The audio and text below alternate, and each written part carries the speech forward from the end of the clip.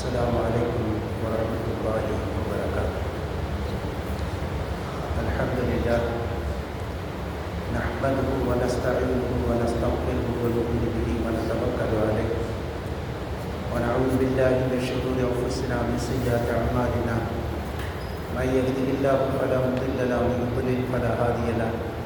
ونشهد أن لا إله إلا الله وحده لا شريك له ونشهد أن سيدنا محمدا عبده ورسوله. أما بعد فقد قال الله تعالى في محكم التنزيل: أعوذ بالله من الشيطان الرجيم. بسم الله الرحمن الرحيم. والذين كفروا أعمالهم كسراب بقيعة يحسبه الظمآن ماء. قال النبي صلى الله عليه وسلم: خيركم من تعلم القرآن وعلمه. خير الكلام كتاب الله وخير الهدي هدي محمد صلى الله عليه وسلم. صدق الله العظيم وصدق النبي الكريم. ربي أوزعني أن أشكر نعمتك التي أنعمت علي. اللهم اغفر شيوخنا ولجميع الحاضرين برحمتك يا أرحم الراحمين. அளவற்ற அருளாளர் நிகரற்ற அன்பாளர் எல்லாம் அல்ல அல்லாஹ்வின் திருநாமம் கொண்டு என் வார்த்தைகளை ஆரம்பம் செய்யும். சலாம் சலவாத்தும் கண்மணி நாயகம் முஹம்மது முஸ்தபா ரசூலுல்லாஹி ஸல்லல்லாஹு அலைஹி வஸல்லம் அவர்களது உயர்ந்த வாழ்க்கை நெறியினை பின்பற்றிய சஹாபா பெருமக்கள், தாபிகள், தாபிகள், இமாம்கள், மேதைகள், இறைநேசர்கள், இறைவனுடைய அருளை எதிர்நோக்கி காத்திருக்கிற நம்மவர்கள் அனைத்து பெருமக்கள் மீதும் என்றைக்கும் உண்டாகட்டும். அன்பிற்குரிய அல்லாஹ்வின் நல்லடியார்களே, நூர் என்கிற அத்தியாயத்தின் விளக்கங்களை தொடர்ந்து பார்த்து கொண்டு வருகிறோம். அந்த வரிசையிலே ஒரு சில வசனங்களுக்கான விளக்கங்களை இன்ஷா அல்லாஹ் பார்க்கிறோம். வல்லதீன கஃபரு அஅமாலுஹும் கஸராபி பீஅத்தி யஹ்ஸபுஹு ظمآن மாஅ. இறை மறுப்பாருடைய செயல்கள் அந்தரத்தில் காற்றில் தோன்றக்கூடிய காணல் நீரை. காணல் நீர் மனிதனுக்கு எந்த வகையிலும் உதவாது. அது பார்ப்பதற்கு தண்ணீரை போல தோன்றும். அதுபோல இறை மறுப்பாளுடைய இபாதத்துகள் எல்லாம் நல்லவை போல தோன்றும். ஆனால் ஈமான் இல்லாத காரணத்தினாலே மறுமையிலே அவர்களுக்கு எந்த விதமான பலன் செய்கிற செயலுக்கு என்ன கூலி என்றால் அதற்கான கூலியை அல்லாஹ் சுப்ஹானஹு வ தஆலா உலகத்திலேயே கொடுத்து, உலகத்திலே அவர்களை பெரும் போராளி என்று பெயரெடுக்க வைத்து விடுகிறார், பெரும் கொடையாளி என்று பெயரெடுக்க வைத்து விடுகிறார், மிகவும் நல்ல மனிதன் என்கிற பெயரை கொடுத்து விடுகிறார். உலகத்திலே அவர்களுக்காக ஒரு கூட்டத்தை உருவாக்கி விடுகிறார். புகழ் நாலாவுக்கும் புகழ் வெளிச்சத்தை அவர்கள் மீது ஏற்படுத்தி விடுகிறார். அவர்கள் செய்கிற எல்லா விஷயத்துக்கும் உலகத்திலே எல்லா நன்மைகளுக்கும் பிரதியாக உலகத்திலே அதற்கான நன்மைகளை அல்லாஹ் கொடுத்துள்ளது. அது இறை மறுப்பாளர்களுக்கு மாத்திரமல்ல, முஸ்லிம்களுக்கும் இஹ்லாஸான எண்ணம் இல்லாமல் இறைவனுக்காக அல்லாமல் மனிதர்களுக்காக சில வணக்கங்களை செய்கிற போது அவர்களுக்கும் இந்த நிலை ஏற்படும் என்று நபிகள் நாயகம் ஸல்லல்லாஹு அலைஹி வஸல்லம். வறுமையிலே அல்லாஹ் சுப்ஹானஹு வ தஆலா ஒரு மார்க்க அறிஞரை கூப்பிட்டு விசாரிப்பார். உனக்கு இல்மை கொடுத்தேன், மார்க்கத்தை கொடுத்தேன், மார்க்க விளக்கத்தை கொடுத்தேன், எனக்காக என்ன செய்தாய் என்று சொல்கிற போது நான் மக்களிடத்திலே பேசினேன், மார்க்கத்தை பற்றி சொன்னேன், குர்ஆனுடைய ஹதீஸுடைய விளக்கங்களை நான் பேசினேன் என்று சொல்லும்போது அது எல்லாம் சரிதான். உலகத்திலே மிகப்பெரிய மார்க்க அறிஞர் என்று பெயர் எடுப்பதற்காக அதையெல்லாம் செய்தாய், அதற்கான கூலி உலகத்திலே கொடுக்கப்பட்டு விட்டது, இப்போது ஒன்றுமே இல்லை, நரகத்திற்கு போ என்று அவரை அனுப்பப்படும் என்று நபிகள் நாயகம் ஸல்லல்லாஹு அலைஹி வஸல்லம். ஒரு பெரிய மார்க்க அறிஞர், அவரை ரொம்ப சாதாரணமாக எல்லா அமல்களையும் கழித்து விட்டு நரகத்திற்கு போ என்று சொன்னால் அது எவ்வளோ பெரிய நஷ்டம் என்பதை உணர்வு. இதுபோல ஒரு போராடி அல்லாஹ்வுக்காக, அல்லாஹ்வுடைய தீனுக்காக உயிரை துச்சமென மதித்து போர்க்களத்தில் மிக தைரியமாக எதிரிகளை எதிர்கொண்டு ஷஹாதத்தான ஒருவர். அல்லாஹ் சுப்ஹானஹு வ தஆலா அவரை விசாரிப்பான், உனக்கு மற்றவரை காட்டிலும் மிகுந்த வீரம் கொடுத்து தைரியம் கொடுத்து எல்லா பண்புகளும் அல்லாஹ் கொடுத்தது.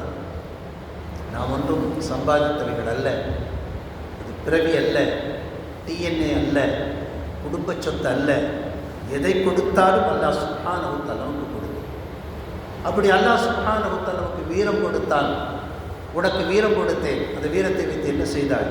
நான் இன்னென்ன போர்க்களங்களிலே இந்த தீனை பாதுகாப்பதற்காக நான் போராடினேன் என்று சொல்லும்போது, இல்லை இல்லை, போராடியது என்னவோ வாஸ்தவம்தான், ஆனால் உலகில் மிகப்பெரிய போராடி என்று மக்கள் பாராட்ட வேண்டும் என்பதற்காக செய்தார். அது உலகத்தில் உனக்கு கொடுக்கப்பட்டாகிவிட்டது. எனவே நீ நரகத்திற்கு போகலாம் என்று அவர்கள் திருப்பி அனுப்பப்படுவார். மூன்றாவது வெறும் கொடையாளி, அல்லாஹ்விற்காக, அல்லாஹ்வுடைய மார்க்கத்திற்காக நிரம்ப செலவழித்தவர். தர்மம் தலைகாக்கும் என்று படித்திருக்கிறோம். நபிகள் நாயகம் ஸல்லல்லாஹு அலைஹி வஸல்லம் சொல்லுவது, அஸ்ஸதகத்து துத்ஃபில் மௌத் துரத்துல் பலா துத்ஃபில் மௌத், அது கெட்ட முடிவுகளை தடுத்துவிடும் என்று நபிகள் நாயகம் ஸல்லல்லாஹு அலைஹி வஸல்லம். சதக்கா அவ்வளவு வேல்யூ. ஆனால் அவ்வளவு சதக்கா செய்த மனிதரை அல்லாஹ் விசாரிப்பான். நிறைய பொருளாதாரம் கொடுத்திருந்தேன், தர்மம் செய்வதற்கான வாய்ப்பையும் கொடுத்திருந்தேன், பொருளும் மனமும் இரண்டில் ஒன்று இல்லாவிட்டால் கொடுக்க முடியாது. எனவே நான் இரண்டையும் கொடுத்திருந்தேன், எனக்காக என்ன செய்தாய் என்று கேட்கிற போது, உனக்காக எல்லாம் கொடுத்தேன், வாரி வாரி வழங்கினேன். அல்லாஹ் சுப்ஹானஹு வ தஆலா சொல்வாங்க, எல்லாம் உண்மைதான், ஆனால் இவை எனக்காக கொடுக்கப்படவில்லை. மக்கள் உன்னை மிகப்பெரிய கொடையாளி என்று பாராட்ட வேண்டும் என்பதற்காக நீ கொடுத்திருக்கிறாய். அது உலகத்திலேயே கிடைத்துவிட்டது. நான் ஏற்பாடு செய்திருக்கிறேன், மக்கள் உன்னை எங்கு சென்றாலும் பாராட்டினார். அது நடந்துவிட்டது. எனவே நீ நரகத்திற்கு செல்லலாம் என்று திருப்பி அனுப்பப்பட்டது. இப்போ சொர்க்கத்திற்குரிய அமலை செய்கிற போது அந்த எண்ணங்கள் சரியாக அமையாததினாலே, நியத் சரியாக இல்லாததினாலே அவர் நரகத்திற்கு போகிறார் என்று சொன்னால், இறை மறுப்பாருடைய செயல் எப்படி இருக்கும் என்று பார்க்கணும். ஒரு காணல் நீருக்கு அல்லாஹ் சுப்ஹானஹு வ தஆலா ஒப்பிடுகிறார். அந்த காணல் நீரை தண்ணீர் என்று நினைத்து அதன் அருகில் சென்றபோது ஒன்றையுமே அவன் பார்க்க முடிவதில்லை. எனினும் அல்லாஹ் சுப்ஹானஹு வ தஆலா தன்னிடத்தில் இருக்கக்கூடிய சக்தியை காட்டுகிறான். என்ன காட்டுகிறான்? அவனை மறிக்க செய்கிறான். மண்ணருகில் அவனுக்கு கேள்வி கணக்கு வைக்கிறான். மறுமையிலே அவனை விசாரிக்கிறான். பட்டோலையை கொடுக்கிறான். தன்னிடத்தில் என்னவெல்லாம் இருக்கிறது என்று அவனை காட்டுகிறான். இது எல்லாம் காட்டி அல்லாஹ் சுப்ஹானஹு வ தஆலா அவன் கணக்கை முடித்து விடுகிறான். அல்லாஹ் சுப்ஹானஹு வ தஆலா கேள்வி கணக்கு கேட்பதில் தீவிரமானவன் என்பதை நிரூபித்து விடுகிறான். இறை மறுப்பாளர்களுக்கு என்ன ஒரு தைரியம்? நம்மை கேட்பதற்காக, அவ்வளவுதான். அப்படியே இருந்தாலும் அவர்கள் வணங்குகிற தெய்வங்கள் அல்லது உலகத்தை போல அவர்கள் நினைத்துக் கொள்கிறார்கள்.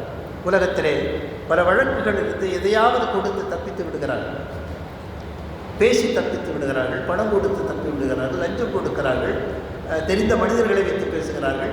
இந்த இடைத்தரகர்களின் வழியாக உலகத்திலே தப்பிப்பது போல மறுமையில் தப்பித்துக் கொள்ளலாம் என்று எண்ணுகிறார்கள். ஆனால் மறுமை என்பது முற்றிலும் வேறானது. அல்லாஹ்வுடைய அந்த நீதிமன்றம் என்பது முழுக்க முழுக்க அவருடைய கட்டுப்பாட்டில் இருக்கும். யாரும் பேச முடியாது. நபிகள் நாயகம் ஸல்லல்லாஹு அலைஹி வஸல்லம் அவர்களுக்குத்தான் ஷஃபாத்துல் குப்ரா என்பது மிகப்பெரிய ஷஃபாத் வழங்கப்படும். ஆனாலும் அவர்கள் கூட சஜிதாவில் வீழ்ந்து அல்லாஹ்விடத்திலே அனுமதி கேட்டதற்கு பிறகுதான் அவர்களுக்கு அனுமதி கிடைக்கும். இர்ஃபா ரஸக யா முஹம்மத் இஷ்ஃபா, நபியே உங்கள் தலையை உயர்த்துங்கள், இப்போது நீங்கள் பரிந்துரை செய்யுங்கள் என்று சொன்னதற்கு பிறகுதான் நபிகள் நாயகம் ஸல்லல்லாஹு அலைஹி வஸல்லம் பரிந்துரையை செய்யும். அவ்வளவு கடுமையான ஒரு நீதிமன்றம். நீதி என்று சொன்னால் அப்படி ஒரு நீதி. உலகத்திலே அவ்வாறு நீதி வழங்க முடியாது. ஒரு கொலை செய்தவனுக்கு ஒரு தண்டனை என்றால் 100 கொலை செய்தவனுக்கு என்ன செய்ய முடியும்? ஆயுளை அவனுடைய தண்டனை காலத்தை கூட்டுவீர்கள். அந்த தண்டனை காலம் முடிவதற்கு முன்னால் அவன் இறந்து போனால் மிச்சத்தை மீதி இருக்கிறதை என்ன எப்படி டேலி பண்ணுறது? எப்படி டேலி ஆகும்? எப்படி கணக்கு சரியாகும்? இப்போ பாதிக்கப்பட்டவர்களுக்கு நீதி எப்படி கிடைக்கும்? அல்லாஹ்வுடைய நீதிமன்றம் மாத்திரம்தான் நீதி வழங்குவதில் மிக தெளிவாக அல்லாஹ் சுப்ஹானஹு வ தஆலா அடுத்து சொல்கிறான், அவுக குதுபாத்தின் ஃபீ பஹரின் லிஜ்ஜி யக்ஷாஹு மௌஜுன் மின் ஃபௌகிஹி. அந்த இறை மறுப்பாளருடைய அமல்கள் எப்படி இருக்கிறது தெரியுமா? கடலின் ஆழத்தில் உள்ள இருளுக்கு ஒப்பாக இருக்கிறது. ஆழ்கடல் இருள், எதுவுமே தெரியாது. அதை அலைக்கு மேல் அலையடித்து மூடிக்கொண்டே இருக்கிறது. இது போதாதென்று மேகங்களும் கவிழ்ந்து தங்கள் பங்குக்கு இருட்டை உருவாக்கி கொண்டிருக்கிறது. இந்த நிலையில் அவன் சொந்த கையை நீட்டுகிறான். கடலின் உள்ளே, இருளுக்குள்ளே, அலைகளுக்குள்ளே, மேகங்கள் கவிழ்த்து ஏற்படுத்திய அந்த இருளுக்குள்ளே தன் சொந்த கையை நீட்டுகிறான். அவனுக்கு தெரியும் கை எங்கே இருக்கிறது. அல்லாஹ் சுப்ஹானஹு வ தஆலா இந்த உபமானத்தை அழகாக சொல்கிறார். சொந்த கையை அவனால் பார்க்க முடியாது. தொட்டு உணரலாம் என்ற இவன் தானே நீட்டுகிறான். ஆனால் பார்க்க முடியுமா என்று சொன்னால் பார்க்க முடியாது. அதுபோலத்தான் இந்த இறை மறுப்பாருடைய செயல்களில் கூலி. இறை மறுப்பாளர்களுக்காக இது இறக்கப்பட்டாலும் நாமுமே நம்முடைய அமல்களில் கவனம் வைக்கணும். இந்த அமல் எதற்காக? நியத் என்பது மனிதனுக்கு நொடிக்கு நொடி மாறிக்கொண்டே இருக்கும். பள்ளிவாசலுக்கு புறப்பட்டு வருகிறோம், எல்லா நேரங்களிலும் தொடுவதற்காக என்கிற எண்ணம் பிறப்பதில்லை. அங்கே போனால் இவரை பார்த்து கொள்ளலாம், அங்கே போனால் இந்த வேலை முடித்து விடலாம் என்றெல்லாம் நாம் பார்க்கிறோம். தொழுகை என்பது பின்னுக்கு தள்ளப்படுகிறது. இறை நினைவு என்பது இரண்டாவது அல்லது மூன்றாவது கட்டத்திற்கு தள்ளப்படுகிறது. இது முதல் கட்டமாக, முதல் தேர்வாக அமைகிற போது மற்ற நம்முடைய தேவைகள் மிக தானாக இயல்பாக நடந்து விடுகிறது. ஒருவரை சந்திப்பதோ, வேலைகளை முடிப்பதோ, அல்லது ஆசுவாசப்படுத்திக் கொள்வதோ, நம்முடைய வேலைகளை கவனித்துக் கொள்வதற்கோ அது மிகச் சாதாரணமாக. எப்படி ஜன்னல் வைக்கிற போது காற்றும் வெளிச்சமும் நமக்கு முக்கிய தேவையாக இருந்தாலும் அது வழியாக அதானுடைய பாங்குடைய சப்தம் கேட்க வேண்டும் என்று சொன்னார். அதானுடைய பாங்குடைய சப்தம் கேட்கும் காற்று வெளிச்சம் மிக இயல்பாக தானாக வந்தது. அதுபோல நம்முடைய நோக்கங்கள் எப்போதுமே சரி செய்து கொண்டே இருக்க வேண்டும். மனித மனம் குரங்கு, அது இங்கேயும் அங்கேயும் இருந்து கொண்டே இருக்கும். அதனால்தான் நியத் என்று ஒன்று நமக்கு கற்றுத்தரப்பட்டிருக்கிறது. தொழுகைக்கும் உதவிற்கும் இன்னபிற செயல்களுக்கும் எண்ணம் முக்கியமானது. இன்னமல்ல அமாலுபின்னிய்யாத் கால நபி ஸல்லல்லாஹு அலைஹி வஸல்லம். எண்ணம் பிரதானமானது, முக்கியமானது. அந்த எண்ணத்தில் பழுதிருந்தால் அதை சரி செய்ய வேண்டியது நம்முடைய கடமை. எண்ணத்தை எப்படி சரி செய்வது? இன்னொரு எண்ணத்தை கொண்டுதான். தவறான எண்ணத்தை இன்னொரு எண்ணத்தை கொண்டு சரி செய்வது. அத்பிஇ ஸய்யிஅத்தல் ஹஸனத தம்ஹுஹா வ காலிகின் நாஸ பிஹுலுகின் ஹஸன் கால நபி ஸல்லல்லாஹு அலைஹி வஸல்லம். ஒரு தீமை நடந்தால் தொடர்ந்து உடனடியாக ஒரு நன்மை செய்கிற போது அந்த தீமையை அழித்து விடுகிறது என்று சொன்னார்கள் நபிகள் நாயகம் ஸல்லல்லாஹு அலைஹி வஸல்லம். இதிலே பாவ மன்னிப்பு என்பதோ அதற்கான வருத்தம் என்பதோ சொல்லப்படவில்லை. அதற்காக செய்யக்கூடாது என்பதல்ல. ஒரு பாவம் செய்தால் பாவ மன்னிப்பு, தௌபா, இஸ்திக்ஃபார். ஆனால் இந்த பாவ மன்னிப்பிற்கும் இஸ்திக்ஃபாருக்கும் இடையிலே அதற்கு முன்னோடியாக இன்னொரு நல்லறங்களை செய்கிற போது அது அந்த பாவத்தை அழித்து இல்லாமலாகி. எண்ணங்கள் ரொம்ப பிரதானம். அது எப்படி இருக்கிறது என்று நாம் பார்க்க வேண்டும். நாம் தான் அதை சரி செய்ய வேண்டும். இல்லாவிட்டால் அந்த எண்ணங்களை சரியாக்க வேண்டும். இன்னொரு எண்ணத்தை கொண்டுதான் அதை சரியாக்க. அல்லாஹ் சுப்ஹானஹு வ தஆலா அந்த சொந்த கை அவனால் பார்க்க முடியாது. அல்லாஹ் தான் பிரகாசத்தை கொடுக்கிறான். அவன் யாருக்கு பிரகாசத்தை கொடுக்கவில்லையோ அவர்களால் பிரகாசம் பெறவே முடியாது, நூரை பெற முடியாது, வெளிச்சத்தை பெற முடியாது. கண் இருக்கிறது, கண் பார்க்கிறது. கண்ணுக்குள்ளே வெளிச்சம் வேண்டும், கண்ணுக்கு வெளியேயும் வெளிச்சம் வேண்டும். பார்க்கப்படுகிற பொருளும் வெளிச்சத்தில் இருக்க வேண்டும், கண்ணுக்கும் சக்தி இருக்க வேண்டும். கண் என்பது ஒரு உறுப்பு. அதற்குள்ளே 1008 விஷயங்களை அல்லாஹ் சுப்ஹானஹு வ தஆலா வைத்திருக்கிறார். அதை சரியாக இயங்கக்கூடிய விதத்தில் வைத்தால்தான் இந்த கண் என்கிற கருவி வெளியே இருக்கிற பொருளை பார்க்கும். பார்த்து அது கிரகித்து, மூளை கிரகித்து அது இன்னதென்று உணரும். அல்லாஹ் சுப்ஹானஹு வ தஆலா இந்த உள்ளே இந்த கண்ணுக்கு வெளிச்சத்தை கொடுக்காவிட்டால் பார்க்க முடியாது. பிறவி குருடர்கள் இருக்கிறார்கள், பிறக்கும் போதே கண் தெரியாதவர்கள், விபத்தில் பார்வை இழந்தவர்கள், வயோதிகத்தில் பார்வை இழக்கிறவர்கள், வயோதிகத்தின் காரணமாக பார்வை மங்குகிறவர்கள், இழக்கிறவர்கள். பிரகாசம் எங்கே போனது? அல்லாஹ் சுப்ஹானஹு வ தஆலா கொடுக்கவில்லை. அல்லாஹ் சுப்ஹானஹு வ தஆலா பிரகாசம் கொடுக்காத மனிதர்களுக்கு பிரகாசம் கிடைக்குது. இது 2 விதமாக எடுத்துக்கொள்ளலாம். வெளிப்படையாக இந்த உறுப்புகளின் பிரகாசம் என்று எடுத்துக்கொள்ளலாம். இன்னொன்று அகத்தின் பிரகாசமான ஹிதாயத். அந்த ஹிதாயத்தை யாருக்கு கொடுக்கவில்லையோ அது நிச்சயமாக கிடைக்காது. ஒரு ஹாஸ்டல்ல ஒரு நாளைக்கு 7 பழம் கொடுப்பது என்பது முடிவு. காலகாலமாக காலையில் ஒரு 4 பழமும் மாலையில் ஒரு 3 பழங்களும் கொடுத்து கொண்டிருந்தார்கள். திடீர்னு சிஸ்டத்தை மாற்றுறாங்க. காலையில் 3 மாலையில் 4, மொத்த கணக்கு 7 தான். ஆனாலும் அந்த ஹாஸ்டல் தங்கியிருக்கிற அத்துணை மாணவர்களும் சண்டிட்டார். இப்போ 7 என்கிற கணக்கை அவர்கள் புரிந்து கொள்ள முன்வருவதில்லை. ஏன்? ஹிதாயத் கிடைக்கிறது. ஹிதாயத் என்பது ஒட்டுமொத்தமான ஒரு செயல் மாத்திரமல்ல, அது ஒவ்வொரு செயலுக்கும் தனித்தனியான ஹிதாயத். செருப்பு எப்படி அணிய வேண்டும், ரசூலுல்லாஹி ஸல்லல்லாஹு அலைஹி வஸல்லம் செருப்பை எப்படி அணிந்தார்கள் என்று தெரிந்து நம்முடைய இயல்பில் அது வந்தால் நமக்கு அதற்கு ஹிதாயத் கொடுக்கப்பட்டிருக்கிறது என்றார். எவ்வளவு பேசினாலும், எவ்வளவு கவனக்குறைவாக இருந்தாலும், வலது காலில் போடுவது இடது காலில் கடற்றுவது என்கிற நபியுடைய சுன்னத் செருப்பின் விஷயத்தில் எனக்கு கிடைத்து விட்டது என்று சொன்னார். எனக்கு அந்த விஷயத்திலே ஹிதாயத் கிடைத்தது. பள்ளிவாசலுக்குள் நுழையும் போது வலது கால், வெளியேறும் போது இடது கால், அது எவ்வளவு பிரச்சனையாக இருந்தாலும், பேசிக்கொண்டிருந்தாலும், நினைவோடு இருந்தாலும், நினைவாக இல்லாவிட்டாலும், அனிச்சையாக மிக இயல்பாக என் பழக்கங்களில் ஒன்றாக அது ஒட்டிக்கொண்டு நான் எப்படி இருந்தாலும் பள்ளிக்குள் நுழைகிற போது எனக்கு வலது கால், வெளியேற போது இடது கால், கழிப்பறையில் நுழைகிற போது இடது கால், வெளியேறுகிற போது வலது கால் என்று இந்த சின்ன சின்ன விஷயங்களில் நமக்கு நேர்வழி கிடைத்து விட்டால் அந்த விஷயத்தில் நேர்வழி கிடைத்திருக்கிறது என்றார். இப்படித்தான் ஒவ்வொன்றிலும் பேசுவது, நடப்பது, உடுப்பது, உரையாடுவது, ஆடை அணிவது, குடும்பம் நடத்துவது, பிள்ளைகளை பெற்றுக்கொள்வது, அவர்களை வளர்ப்பது, வியாபாரம் செய்வது, எல்லாவற்றிலும் தனித்தனியாக ஒட்டுமொத்தமாக ஒன்றுக்கு ஹிதாயத் கொடுக்கப்பட்டு விட்டால், ஒரு மொத்தத்தில் ஹிதாயத் கொடுக்கப்பட்டு விட்டார் என்று அர்த்தம் அல்ல. சின்ன சின்ன விஷயங்களை தனி கவனம் செலுத்தி அதிலே ஹிதாயத். நபி ஸல்லல்லாஹு அலைஹி வஸல்லம் இதிலே எப்படி நடந்தார்கள், நான் எப்படி நடக்க வேண்டும், ஒவ்வொன்றையும் உரசி பார்ப்பதற்கான வாழ்க்கை தான் நபி ஸல்லல்லாஹு அலைஹி வஸல்லம் வாழ்க்கை. எல்லாவற்றுக்கும் முன்மாதிரி நபி ஸல்லல்லாஹு அலைஹி வஸல்லம். அவர்கள் தொட்டு காட்டாத துறை கிடையாது, அவர்கள் சொல்லித்தராத விஷயங்கள் கிடையாது. எப்படி சிறுநீர் கழிக்க வேண்டும் என்று சஹாபாக்களுக்கு கற்றுக் கொடுக்கிறார்கள். இந்த செய்தி யூதர்களுக்கு கிடைக்கிறது. அவர்கள் கேலியாக பேசுகிறார்கள்.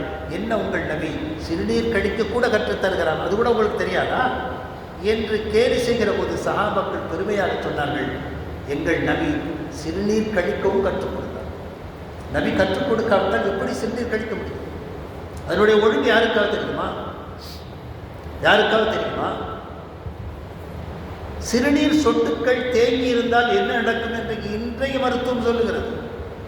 சிறுநீர் முழுமையாக வெளியேறாவிட்டால் என்ன நடக்கும் என்று இன்றைக்கு மருத்துவம் சொல்லுகிறது. ஆனால் மருத்துவத்தை எட்டி பார்க்காத அந்த காலத்தில் அவர்களுக்கான சுகாதாரம், ஆரோக்கியம், உடல்நல பேணுதலும் எங்கிருந்து கிடைத்தது? சுன்னத்தை தவிர, நபியுடைய வழிகாட்டுதலை தவிர. அவர்களது ஒவ்வொரு சுன்னத்தும் நமக்கான மிகப்பெரிய ஆரோக்கியம். நபி எப்படி சொன்னார்களோ, எப்படி செய்தார்களோ அதுபோல செய்துவிட்டால் நமக்கு மிகப்பெரிய ஆரோக்கியம். ஒரு சொட்டு நீர் கூட தேங்கி இருக்காத வண்ணம் நபிகள் நாயகம் ஸல்லல்லாஹு அலைஹி வஸல்லம் உட்கார்ந்து அதற்கு பிறகு கடைத்து எப்படி அதை வெளியேற்ற வேண்டும் என்ற உரைகளை சொல்லி தந்திருக்கிறார். எச்சில் துப்ப சொல்லி தந்திருக்கிறார்.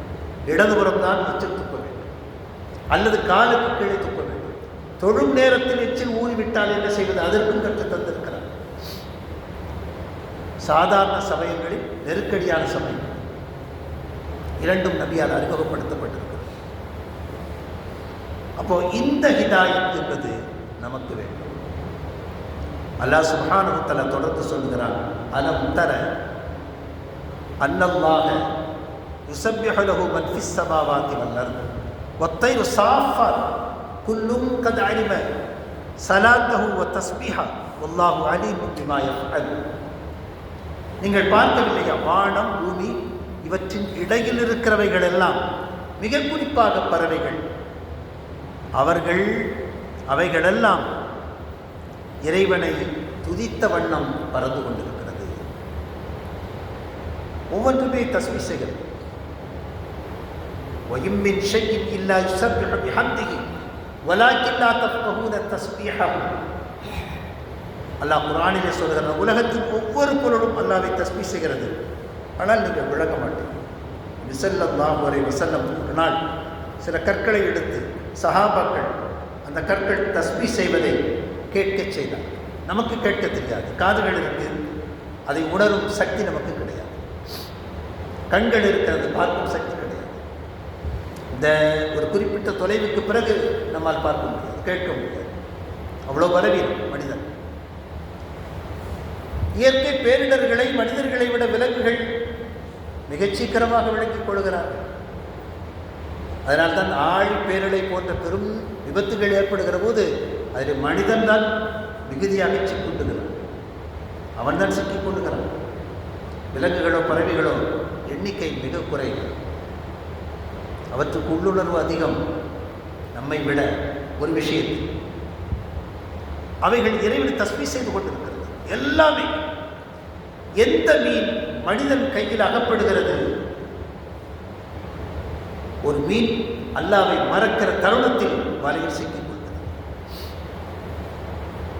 தூண்டிலோ வலையிலோ மனிதன் வீசுகிற போது சிக்கிக் கொள்ளுகிற மீன் அது அல்லாஹ்வை தஸ்பீஹ் செய்ய மறந்த நேரத்தில் சிக்கிக் கொள்ளும். இல்லை என்றால் அது இன்னும் உயிர் வாழும். அதனுடைய வாழ்க்கை போதும் என்று அல்லாஹ் முடிவு செய்கிறான், அதற்கு ஒரு மறதியை கொடுக்கிறான், மறக்கிறது, வலையில் சிக்கிக் கொள்ளுகிறது, நமக்கு உணவாக மாறிவிடுகிறது.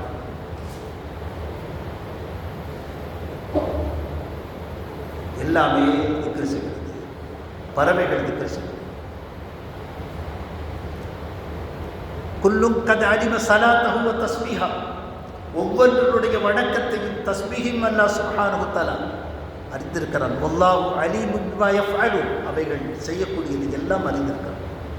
ஆனால் இந்த விஷயத்தில் மனிதன் மட்டும்தான் மிக குறைவான அமலுடையவனாக இருக்கிறான். மனிதனுக்கு மறதி அதிகம், அவனுடைய சூழல் அதிகம்.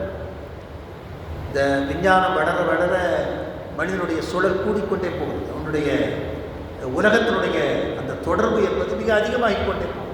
ஒரு 40 ஆண்டுகளுக்கு முன்னாலே வாழ்க்கை மிக இயல்பாக மெதுவாக செல்லும், மிக இயல்பாக மிக மெதுவாக. ஒரு வீட்டிற்கு வெள்ளை அடிக்க வேண்டும் என்று சொன்னால் வெள்ளை அடிக்கிற மனிதரை தேடுவதற்கு 3 நாட்களாகும். அவருக்கு ஃபோன் கிடையாது, வீடு தெரியாது, ஒரே ஒரு அடையாளம், காலையிலே இந்த பக்கத்திலே டீ குடிக்க வருவார், அவ்வளவுதான்.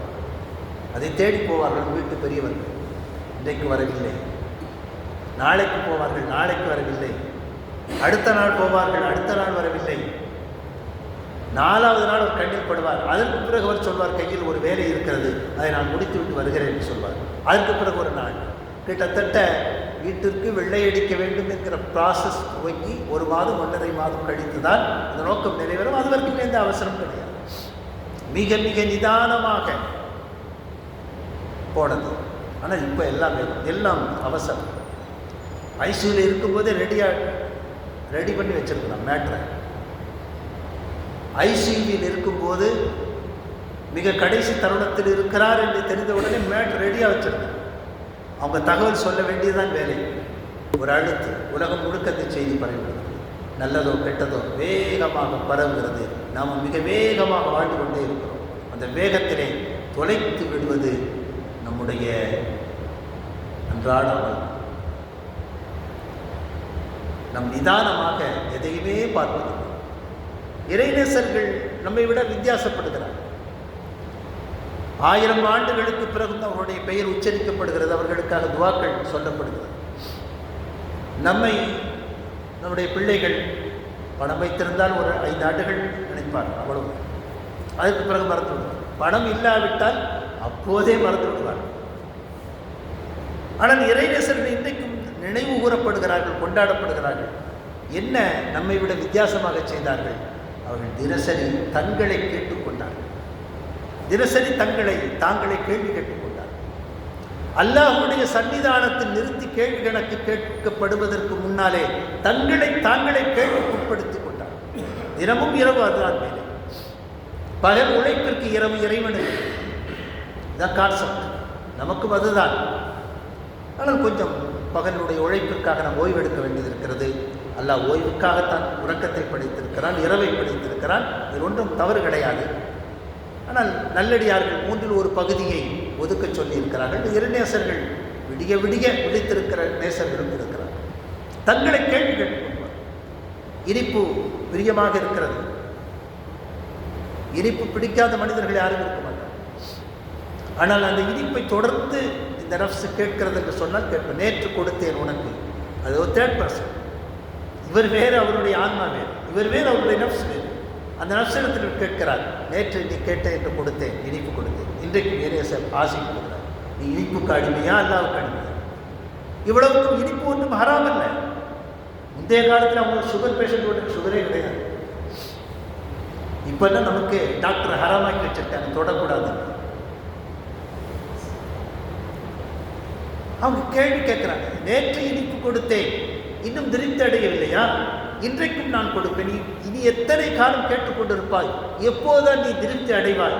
திருப்தி அடையாமல் திரும்ப திரும்ப இந்த உலகத்தின் பொருட்களில் நீ மையல் கொண்டு கிடந்தால் அல்லாவை சந்திக்கிற போது நீ இழிவடைந்து விடுவாயே.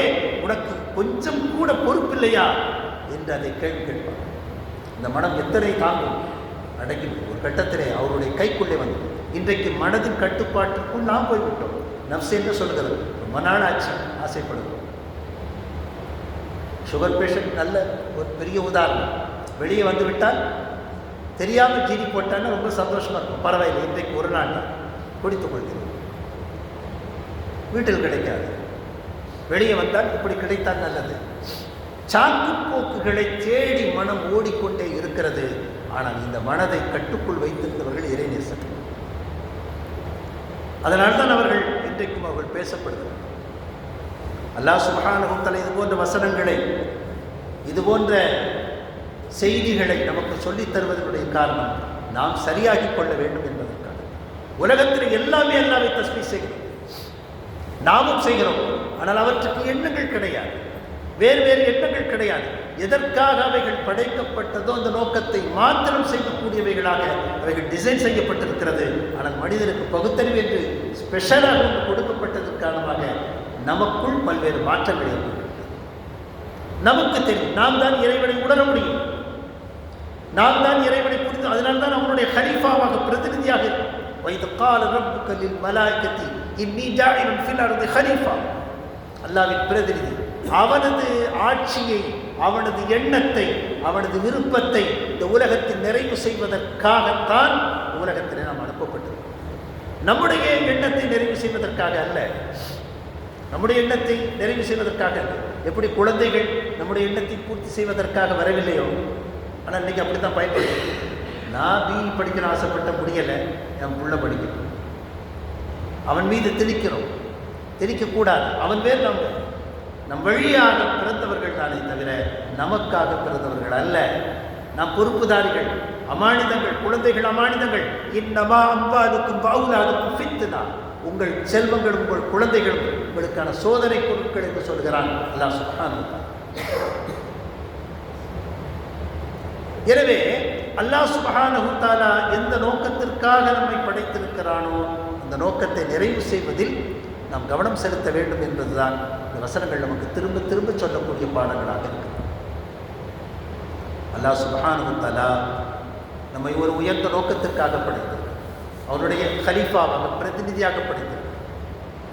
ஒரு பிரதிநிதி, ஒரு கம்பெனியினுடைய ஒரு முதலாளியுடைய பிரதிநிதி என்ன செய்வார்? அந்த முதலாளியினுடைய எண்ணத்தை பிரதிநிதிப்பார், அந்த சட்டத்திட்டங்களுக்கு கட்டுப்படுவார், அதை பரப்புவார், அந்த கம்பெனி அப்படி உருவாக்குவார். அவருடைய இடத்தில் இருந்து அவருக்கான வேலைகளை செய்வார். அதுபோலத்தான் அல்லாஹ் சுப்ஹானஹு வ தஆலாவுடைய விருப்பத்தை, வேலையை, எண்ணத்தை பூர்த்தி செய்வதற்காகத்தான் இந்த உலகத்தில் நாம் அனுப்பப்பட்டிருக்கிறோம். அதில் ஹலாலான சில விஷயங்கள் நமக்கு கொடுக்கப்பட்டிருக்கிறது, வாழ்க்கை கொண்டிருக்கிறது. உலகம் முழுக்க நமக்காகத்தான். எதற்காக? இந்த உலகம் வறுமைக்காக தயார் செய்வதற்காக, பரீட்சைக்கு படிப்பதற்காக என்று நேரம் கொடுக்கப்பட்டது போல மறுமைக்கு வெற்றி பெறுவதற்காக இந்த உலகம் கொடுக்கப்பட்டிருக்கிறது. ஸல்லல்லாஹு அற்புதமாக சொன்னார்கள், அத்துன்யா மஸ்ரஅத்துல் ஆஹிரா. இந்த உலகம் மறுமைக்கான வேளாண் நிலம். விவசாயி முழுக்க வேளாண் நிலத்திலே இருக்க மாட்டான், 24 மணி நேரம் இருக்க மாட்டான். அவன் பயிரிடுவான், அறுவடை செய்வான், வீட்டிற்கு கொண்டு வருவான். அதுபோலத்தான் நாம் உலகத்திலே இபாதத் செய்ய வேண்டும், வாழ வேண்டும், எல்லாம் பார்க்க வேண்டும். அவற்றையெல்லாம் எடுத்துக்கொண்டு மறுமைக்கு சென்று விடும். இந்த உலகம் நாம் வாழ்வதற்காக, நிரந்தரமாக இருப்பதற்காக அமைக்கப்பட்டது அல்ல. ஆனால் நாம் அப்படி எண்ணிக்கொண்டிருக்கிறோம். அது ஒரு காணல். காணல் நீர் எப்படி கெட்டே போனால் தண்ணீர் தராதோ, அதுபோல இந்த உலகம் ஒருபோதும் நமக்கு எதுவும் தராது. ஒரு கிராமத்துக்கு பேர், அந்த கிராமத்தில் 100 வருஷங்களை தாண்டி வீடுகள் இருக்கிறது, சிதறைந்து கிடக்கு, கட்டடங்கள் இடிந்து கிடக்கிறது. அங்கு வாழ்ந்த மனிதர்கள் இல்லை. கிட்டத்தட்ட ஒரு 3/4 பேர் நகரங்களை நோக்கி வந்து விட்டார்கள் வாழ்வாதாரத்திற்காக தேடி. வீடுகள் இருக்கிறது, வெறும் பெரிய பெரிய வீடுகள், உயரமான வீடுகள், உறுதியான வீடுகள், உறுதியான கட்டைகளை கொண்டு செய்யப்பட்ட வீடுகள், மரத்தால் செய்யப்பட்ட அலங்காரங்கள், அதெல்லாம் சிதறவடைந்து கிடக்கிறது ஆட்களை காண. நம்முடைய வீட்டை எடுத்துக்கொண்டால் நமக்கு முன்னாலே நம்முடைய தகப்பனுக்கு சொல்லும், அதற்கு முன்னாலே அவருடைய தகப்பனுக்கு சொல்லும். ஆனால் 2 பேரையும் காணணும். இதுதான் வாழ்க்கை. ஆனால் இந்த உண்மையை ஒத்துக்கொள்ள மனம் தயாராகவில்லை. மௌத்திற்கு ஹக் என்ற ஒரு பெயர், உண்மை என்ற ஒரு பெயர், மரணத்திற்கு உண்மை என்ற ஒரு பெயர். ஏனென்றால் அது உண்மை, அது பொய் கிடையாது. அதில் எந்த மாற்று கருத்தும் சொல்ல முடியாது, யாரும் மறுக்க முடியாது. மரணம் என்பது நிச்சயமாக அல்லாஹ்வை ஏற்றுக்கொண்டவர், ஏற்றுக்கொள்ளாதவர், இருப்பவர், இல்லாதவர் அனைவரும் சரிசமமாக ஒத்துக்கொண்ட ஒரு செய்தி இதுதான். அதற்கு பிறகு ஒரு வாழ்க்கை, அந்த வாழ்க்கையிலே நிம்மதி அல்லது சிரமம், அந்த வாழ்க்கைக்கு பிறகு சொர்க்கம் அல்லது நரகம், அதற்கான கேள்வி கணக்குகள், இவைகள் எல்லாம் நபிகள் நாயகம் ஸல்லல்லாஹு அலைஹி வஸல்லம் நமக்கு படித்து கொடுக்கப்பட்டுள்ளது. கையில் புத்தகம் இருக்கிறது, நாம் படித்து விட்டோம். இது நடப்பது மட்டுமே பாக்கி. நடப்பது எப்போது பார்த்து கொள்ளலாம் என்றல்ல, இந்த கடமை. பெரியார்கள் என்ன சொல்றாங்க, ஒரு உபதேசத்தை வாங்கி கேட்டுக்கொண்டால் அப்போதே செயல்படுத்தி விட வேண்டும். நாளைக்கு என்று சொன்னால் நாளை வரை நாம் இருப்போம் என்பதற்கு எந்த உத்தரவாதம் கிடையாது. சஹாபாக்கள் சில பேர் பொருட்களை சேர்த்து வைத்தால் பிடிக்காது, அவங்க கேட்பாங்க நாளைக்கு இருப்பீங்களான்னு.